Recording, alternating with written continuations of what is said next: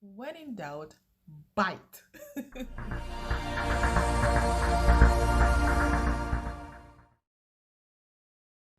Okay, so let's go with this one, information control.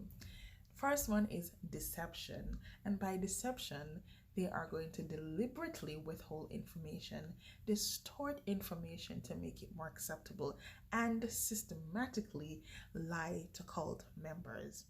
Two, minimize or discourage access to non cult sources like the internet, the TV, radio, books, articles, newspaper, magazines, the media. They are also going to minimize access to critical information and former members. They're also going to keep members busy so that they don't have time to think or investigate like what I'm doing.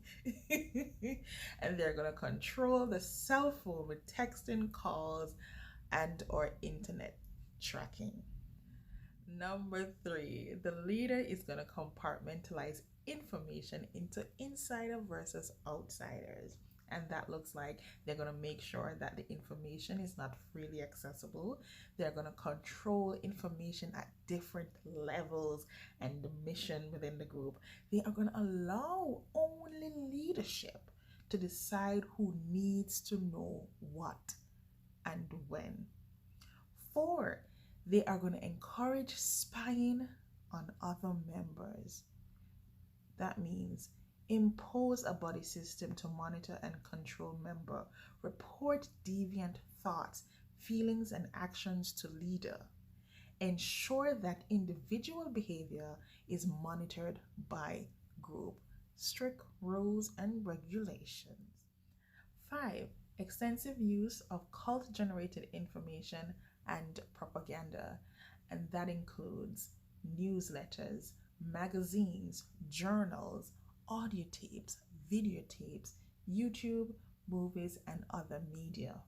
The leader is going to misquote statements or use them out of context from non cult sources. Number six, unethical use of confession. And what this entails is that the leader is going to use any information about sin, your sin, to disrupt or dissolve any identity boundaries.